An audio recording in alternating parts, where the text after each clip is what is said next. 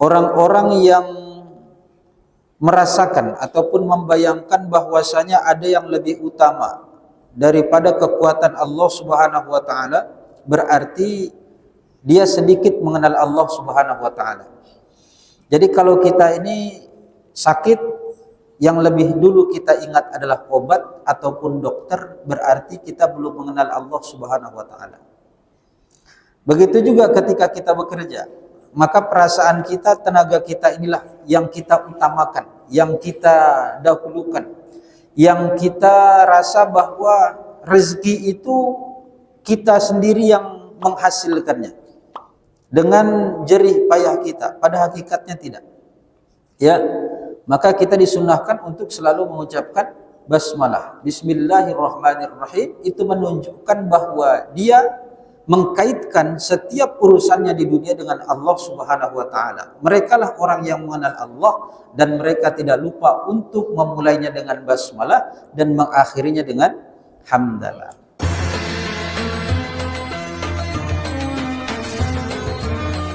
Assalamualaikum warahmatullahi wabarakatuh.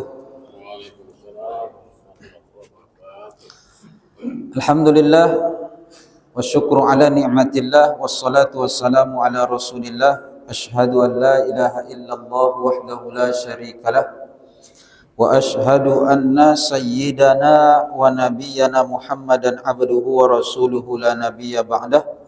Allahumma fassalli wa sallim wa barik ala sayyidil karim wa ala alihi wa ashabihi ajma'in. Amma ba'd, faqala Allah Ta'ala fil Qur'anil Karim, a'udzu billahi minasy syaithanir rajim. Bismillahirrahmanirrahim. Dhaharal fasadu fil barri wal bahri bima kasabat aydin nas liyudhiqahum ba'dal ladzina 'amilu la'allahum yurja'un. Shadaqallahul 'azim. Bersyukur kita kehadirat Allah Subhanahu wa taala dengan ucapan alhamdulillahirabbil alamin. Berselawat kita kepada Rasulullah sallallahu alaihi wasallam. Allahumma shalli ala sayyidina Muhammad wa ala ali sayyidina Muhammad. Bapak Ibu, para hadirin hadirat jemaah sidang salat zuhur rahimakumullah, memiliki kita menyambung kembali ilmu yang seperti ilmu jago ya Pak Ibad. Apa yang dimaksud? Padi itu semakin berisi, itu semakin melunyuk. Yang ke-14, semakin banyak burirnya yang berisi berasnya, besar pula dia, berat pula dia. Anna lahu waliyan aula minallahi qallat ma'rifatu billah. Orang-orang yang merasakan ataupun membayangkan bahwasanya ada yang lebih utama daripada kekuatan Allah Subhanahu wa taala, berarti dia sedikit mengenal Allah Subhanahu wa taala. Jadi kalau kita ini sakit, yang lebih dulu kita ingat adalah obat ataupun dokter, berarti kita belum mengenal Allah Subhanahu wa taala. Begitu juga ketika kita bekerja, maka perasaan kita, tenaga kita inilah yang kita utamakan, yang kita dahulukan, yang kita rasa bahwa rezeki itu kita sendiri yang menghasilkannya dengan jerih payah kita. Pada hakikatnya tidak. Ya, maka kita disunahkan untuk selalu mengucapkan basmalah, Bismillahirrahmanirrahim. Itu menunjukkan bahwa dia mengkaitkan setiap urusannya di dunia dengan Allah Subhanahu wa taala. Mereka lah orang yang mengenal Allah, dan mereka tidak lupa untuk memulainya dengan basmalah dan mengakhirinya dengan hamdalah. Nah, inilah orang-orang yang mengenal Allah Subhanahu wa taala. Ketika ditanya, ini harta siapa Pak? Ini jabatan dari mana? Kemudian ini rumah siapa? Ini kendaraan siapa? Mereka pasti yang mengenal Allah akan mengatakan alhamdulillah. Semua ini saya dapatkan dengan karunia Allah Subhanahu wa taala sebagai titipan semata. Inilah orang yang mengenal Allah. Ya. Maka kemudian pada perkataan mereka, wa man tawahhama anna lahu aduwan a'da min nafsihi qallat ma'rifatuhu bi nafsihi. Siapa orang-orang yang kecenderungannya dalam hatinya itu selalu merasa bahwa ada musuh yang lebih kuat dari dirinya sendiri, berarti dia belum kenal dengan dirinya. Ya, siapa yang merasa ada yang lebih kuat ada musuh yang lebih kuat dibandingkan dirinya sendiri, maka berarti dia belum bisa mengenal dirinya. Maksudnya bagaimana? Maksudnya tidak lain bahwasanya dalam satu pertanyaan sebenarnya siapa yang lebih kuat itu? Apa yang paling besar di dunia itu? Dan apa yang paling berat di dunia itu? Pada hakikatnya kita kembali mengenang sebagaimana Rasulullah Shallallahu Alaihi Wasallam mengungkapkan ketika selesai peperangan Badar, ya, bahwa beliau mengatakan kepada para sahabat, kita baru saja keluar dari peperangan yang kecil menuju peperangan yang lebih besar dan lebih dahsyat daripada ini.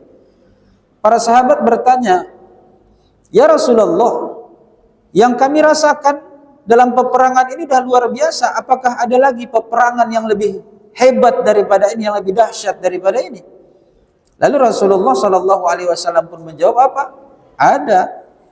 Peperangan dengan apa itu ya Rasulullah? Rasulullah Shallallahu Alaihi Wasallam menjawab, yaitu berperang melawan hawa nafsu. Hawa nafsu itu bukan di luar, tapi dalam diri kita sendiri. Melawan diri kita ini sebenarnya yang sulit. Kita emosi, selalu pengen marah, kita selalu ingin dibanggakan, kita selalu ingin dimuliakan, kita selalu ingin menang. Dalam perdebatan kita nggak mau kalah, ya, menunjukkan kita ini seolah-olah yang paling tahu. Nah, ini harus kita kaji diri lagi nih Bapak Ibu, ya. Jadi yang berat itu bukan melawan orang lain, bukan, ya. Tapi yang berat itu melawan diri kita sendiri. Maka pantaslah kalau para ulama itu mengajarkan kepada kita dalam Islam itu ketika melihat suatu kebaikan, itu jangan yang kita lihat diri kita. Tapi pada saat kita menilai suatu kebaikan itu, lihatlah kebaikan pada diri orang lain ataupun seseorang yang dekat dengan kita. Orang yang marah sekalipun pada kita, yang kita lihat bukan marahnya, tapi apa kebaikan yang pernah dilakukannya. Ada orang yang berbuat zolim kepada kita, bukan kezoliman yang kita nilai, tapi kebaikan apa yang telah dia lakukan. Mungkin berat dalam kehidupan kita seperti ini Bapak Ibu, ya. Dan kita selalu menilai bahwasanya setiap kebaikan yang dilakukan itu selalu terdapat pada diri kita. Ya, kitalah yang selalu berbuat baik sementara orang lain itu salah.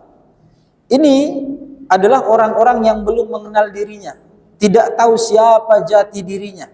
Padahal Rasulullah Shallallahu Alaihi Wasallam itu mengajarkan kepada dia akan bagaimana Rasulullah Shallallahu Alaihi Wasallam nggak seperti jagung dahulu, bukan hanya dihina. Kalau jagung itu semakin berisi semakin bukan hanya diejek, bukan hanya pada hakikatnya orang yang menyadari terhadap bahkan Rasulullah Shallallahu Alaihi Wasallam jangan sampai selalu menuruti hawa nafsu. Pernah Bapak Ibu lihat yang hanya menginginkan keindahan, dilempari kotoran, maslahatan, dan bahkan dilempari batu sampai giginya Rasulullah Shallallahu Alaihi Wasallam tanggal, patah, saking kuatnya. Dan pulang dari Taif, Rasulullah Shallallahu Alaihi Wasallam itu sampai-sampai nampak oleh para sahabat terompah yang digunakan oleh Rasulullah Shallallahu Alaihi Wasallam itu tidak lagi nampak warna aslinya. Disebabkan karena apa? Karena berlumuran darah.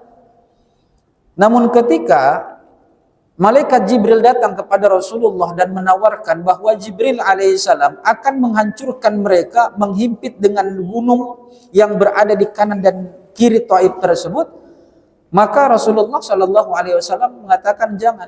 Kenapa jangan? Karena mereka tidak mengetahui. Apa yang dimaksud tidak mengetahui? Mereka belum mengetahui diri mereka sendiri. Kita ini, Bapak Ibu, kalau kita ini masih selalu egois, masih selalu bahwa diri kita ini orang yang harus dihormati, orang yang harus dimuliakan, dan kita kalau berbicara dengan orang lain tidak mau untuk mengalah dalam perdebatan.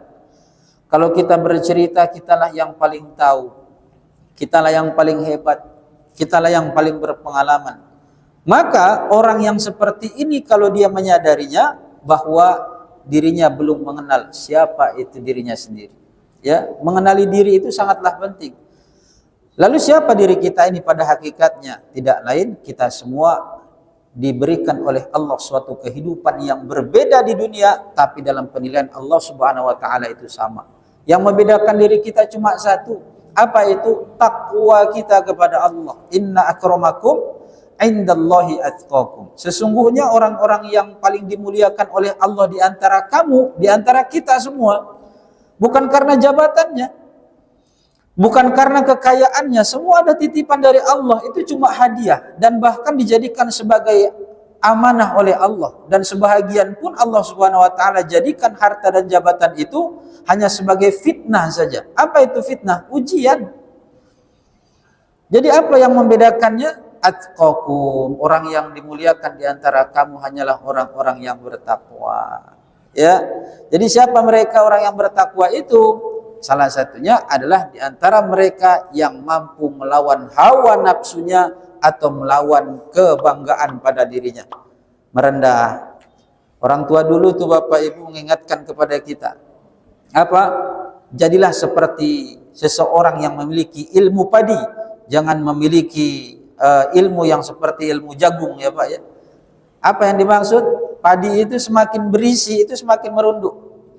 Semakin banyak burirnya yang berisi berasnya, besar pula dia, berat pula dia, maka dia akan merunduk. Nggak seperti jagung. Kalau jagung itu semakin berisi semakin tegak. Maka pada hakikatnya orang yang menyadari terhadap hal yang seperti ini, maka jangan selalu menuruti hawa nafsu kita yang hanya menginginkan keindahan dan kemaslahatan yang diberikan hanya untuk diri kita pribadi tanpa memperdulikan orang lain. Maka ingat, tidak ada musuh yang lebih hebat, tidak ada musuh yang lebih kuat, tidak ada musuh yang lebih mengancam kecuali yaitu hawa nafsu kita. Ya. Wa man zanna anna lahu aduwan aqwa min nafsihi, dan orang-orang yang menyangka, ya, memiliki perasaan anna lahu aduwan, bahwasanya baginya ada seorang musuh aqwa yang lebih kuat min nafsihi, daripada nafsunya. Nafsu yang dimaksud apa itu? Yang pertama adalah al-ammarah, nafsul ammarah. Ya, selalu pengen menang, enggak mau kalah dan enggak mau mengalah. Itu terjadi bukan hanya ketika orang dewasa Bapak Ibu. Nafsu ini sudah terdapat pada diri kita semulai dari kecil. Kita lihat bagaimana anak-anak, mereka itu memiliki sifat pelit, memiliki sifat pengen menang sendiri, memiliki sifat bahwa mereka itu harus mendapatkan apa yang mereka inginkan. Itu masih memiliki sifat anak-anak. Tapi orang yang sudah dewasa, orang yang sudah mengerti agama, seharusnya bukan menghilangkan hal ini, tetapi dia bisa meredam dan mengekang daripada nafsul amarahnya. Jangan mudah tersinggung, jangan mudah marah, apalagi menyinggung dan marah kepada orang lain. Itu adalah hal-hal yang dilarang dalam agama, menunjukkan bahwasanya dirinya masih belum memahami siapa diberikan dirinya, hanya untuk dan ternyata tingkatannya masih tanpa memperdulikan orang lain. Yang kedua adalah wallawamati. Tidak ada musuh yang lebih. Yang kedua adalah nafsu lawamah. Tidak. Nafsu lawamah itu apa? Nafsu yang tercela, ingin selalu berbuat maksiat, baik secara terang-terangan ataupun secara sembunyi-sembunyi. Maka orang yang masih menuruti hawa nafsunya, baik itu nafsul ammarah ataupun nafsul lawamah, fa innahu lam ya'rif nafsahu, maka dia belum mengenal siapa dirinya sendiri. Karena nafsu yang paling baik apa? Ya ayyatuhan nafsul mutmainnah. Nafsul mutmainnah ini yang kita perturutkan. Irji'i ila rabbiki radiyatan mardiyah. Kembalilah kepada keridhaan Tuhanmu. Ya, fadkhuli fi ibadi. Maka orang yang menuruti nafsul mutmainnah digolongkan sebagai hamba-hamba Allah Subhanahu wa taala, fadkhuli jannati, maka insyaallah akan dimasukkan ke dalam surganya Allah Subhanahu wa taala. Subhanakallahumma bihamdika nasyhadu an la ilaha illa anta nastaghfiruka wa natubu ilaik, wa billahi taufiq wal hidayah. Wassalamu alaikum warahmatullahi wabarakatuh. Waalaikumsalam.